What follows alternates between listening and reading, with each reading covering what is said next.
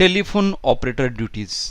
दोस्तों, fire emergency condition में panic होना बहुत ही स्वाभाविक बात है, हर कोई पैनिक हो जाता है, लेकिन यहाँ पे टेलीफोन ऑपरेटर से उम्मीद की जाती है कि उसे पैनिक नहीं होना है, उसे सही इंफॉर्मेशन सही पार्टी तक पहुँचाना है, सही मैनेजर तक पहुँचाना है, सही मैनेजमेंट रिप्रेजेंटेटिव तक पहुँचाना है, ताकि सिचुएशन को ईजिली हम हैंडल कर सकें। दोस्तों, टेलीफोन ऑपरेटर की बहुत सारी ड्यूटीज़ होती हैं, जिन्हें अगर वो सिस्टमेटिक तरीके से करें तो हम किसी भी तरह की इमरजेंसी को कम टाइम में और बेहतर तरीके से अप्रोच कर सकते हैं। तो यहाँ पे हम उनकी कुछ ड्यूटीज़ के बारे में बात करने जा रहे हैं जो कि उनको पता होना चाहिए। सबसे पहले, जब भी आपको इन्फॉर्मेशन मिलती है तो उस इन्फॉर्मेशन को आपको जो रिलेवेंट पर्सन है उन तक शॉर्ट एंड प्रिसाइज मैनर में पहुँचाना है, ताकि उनको समझने में भी दिक्कत ना हो और इमीडिएटली वो सिचुएशन का असेसमेंट कर पाएं। टेलीफोन ऑपरेटर को ये भी ध्यान में रखना है कि जो भी हमारी लोकेशन है उसे प्रॉपर तरीके से आइडेंटिफाई करे। जो फायर पैनल है उसके ऊपर लोकेशन आ जाती है, तो लोकेशन को देखने के बाद में आपको असेसमेंट करना है कि पर्टिकुलर लोकेशन कौन सी है।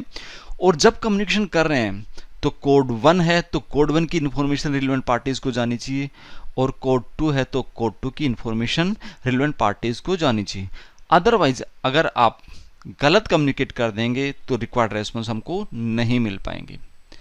अब इसके साथ में आपको ध्यान में रखना है कि इसकी पूरी इन्फॉर्मेशन हमारी ERT1 और ERT2 टीम को चली जानी चाहिए। जैसे ही कोई इमरजेंसी कॉल आता है तो आपको मैसेज ERT1 और ERT2 को देना है।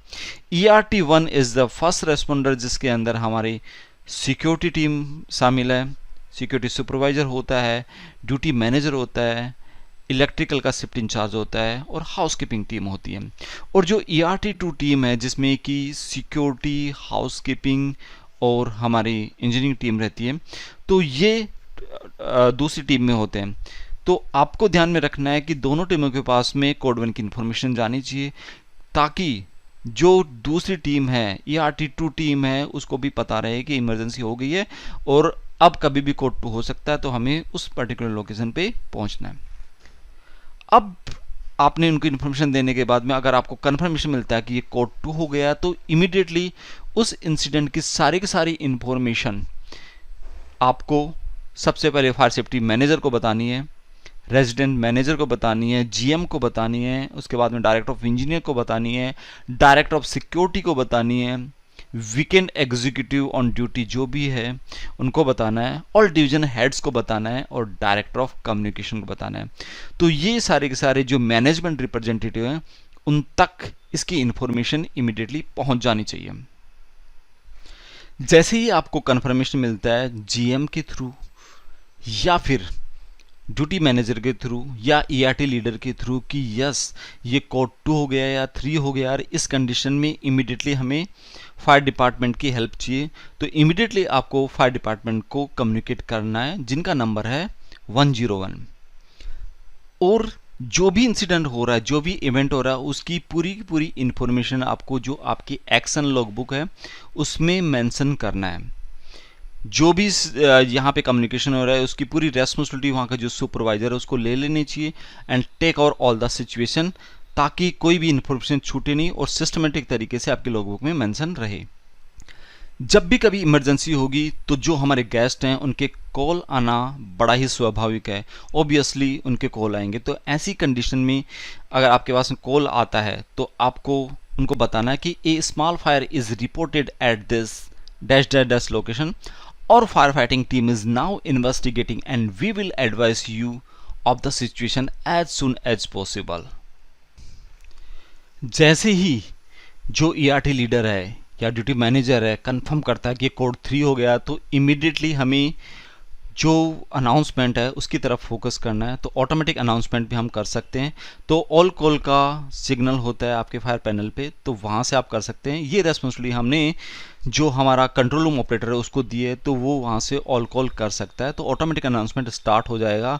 और अगर मैन्युअली कुछ अनाउंसमेंट करने की ज़रूरत पड़े तो उसको पर्टिकुलर फ्लोर या पूरी बिल्डिंग, क्योंकि कोड 3 हुआ है तो ऑब्वियसली पूरी बिल्डिंग में अनाउंसमेंट जाना चाहिए, तो वहाँ पे जो स्टैंडर्ड वर्ड लिखे हुए हैं उसी ही चीज़ को पढ़ना है और स्टैंडर्ड वही कम्युनिकेशन सब लोगों के पास में जाना चाहिए कि इस तरह की इमरजेंसी हो गई है, kindly use staircase, don't use lift and assemble at the assembly area.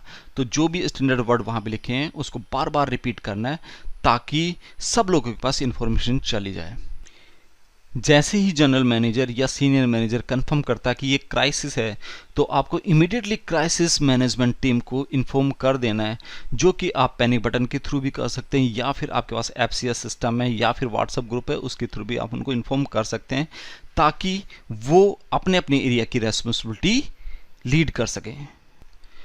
Jin Jin guest का आपके पास में कॉल आया था उनको फॉलोअप कॉल्स आपको करने हैं। जो भी इन्वेस्टिगेशन में फाइंड आउट हुआ है, ड्यूटी मैनेजर ने बताया कि ये फॉल्स अलार्म है, तो फॉल्स अलार्म की आपको इन्फॉर्मेशन देनी है। अगर कोड 2 या 3 की सिचुएशन हो गई है तो उस कंडीशन में फॉलोअप कॉल के थ्रू आप उनको इन्फॉर्म कर सकते हैं ताकि वो अपना एक्शन प्लान कर सके और अपने एरिया को छोड़ के असेंबली एरिया तक आ सके। तो जिन जिन के कॉल आए हैं उनको फॉलोअप कॉल्स भी हमको करना है। जो भी टेलीफोन ऑपरेटर या सुपरवाइजर है उसको ध्यान में रखना है कि जो भी इवेंट हो रहा है, जो भी इंसिडेंट के हो रहा है, उसको क्रोनोलॉजिकल ऑर्डर में अपनी इमरजेंसी लॉगबुक के अंदर मेंशन करें। It is required to facilitate follow of inquiries. The telephone operator will answer guest queries or respond to previous guest calls by saying that inquiry has been made, that it was a false alarm and extend apologies. Duty manager और telephone operator को अपनी logbook में भी mention करना है कि ये false alarm था।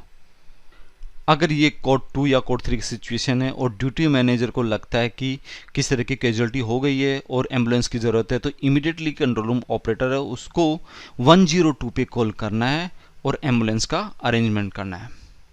तो ये कुछ बेसिक ड्यूटीज़ हैं जो कि हमारे जो टेलीफोन ऑपरेटर है उसको पता होनी चाहिए और उनको सिस्टमेटिक तरीके से उनका फॉलोअप लेना चाहिए और सारी की सारी इन्फॉर्मेशन रिक्वायर्ड जो पार्टीज़ हैं, मैनेजर हैं या फिर रिप्रेजेंटेटिव हैं, उन तक पहुंचाना चाहिए। Thank you very much.